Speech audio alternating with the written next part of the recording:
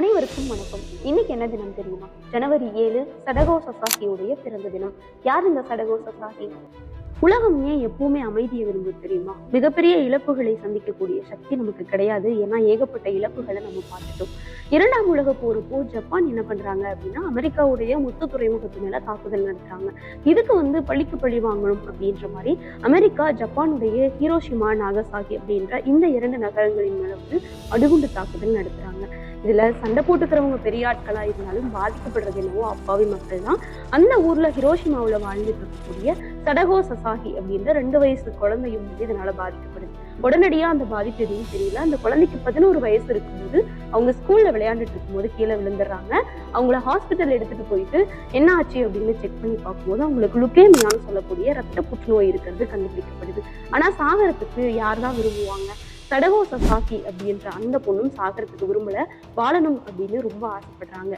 அவங்கள பாக்குறதுக்காக அவங்க கூட படிக்கக்கூடிய அவங்களோட ஃப்ரெண்டு வர்றாங்க. அந்த பொண்ணோட பேரு சிசுகோ.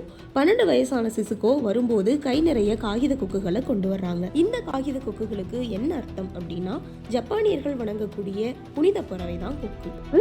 அதனால யார் நோய்வாய்ப்பு இருக்காங்களோ அவங்க 1000 காகித கொக்குகளை செஞ்சா நோயிலிருந்து விடுபடுவாங்க அப்படின்றது ஜப்பானியர்களோட நம்பிக்கை. இந்த காகிதத்துல உருவங்கள் செய்யக்கூடிய கலையை ஒரிகாமி அப்படின்னு சொல்லுவாங்க.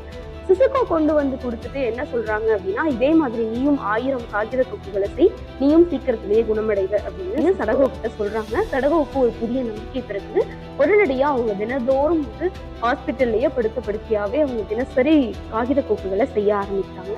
1000 கொக்குகள் செய்யணும் அப்படின்ற இலக்கோட ஆரம்பிக்கிற அவங்களால ஒரு நாளைக்கு 50-60 கொக்குகள் செய்ய முடியுது. ஆனா நாட்கள் போக போக ஒரு நாளைக்கு 2 கொக்கு 3 கொக்கு கூட அவங்களால செய்ய முடியல. ஒரு நாள் அவங்க இறந்து போறாங்க. இறந்து போகும்போது மொத்தமா அவங்க 644 காகித கொக்குகள் செஞ்சிருக்காங்க.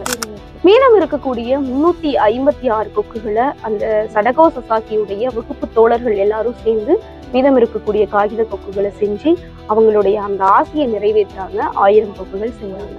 அதுக்கு பிறகு ஹிரோஷிமா நகரத்துடைய முக்கியமான இடத்துல அமைதி பூங்கா அப்படின்னு சொல்லி ஒரு இடத்துல சடகோ சசாகிக்கு ஒரு நினைவு சின்னம் ஒண்ணு எழுப்புறாங்க.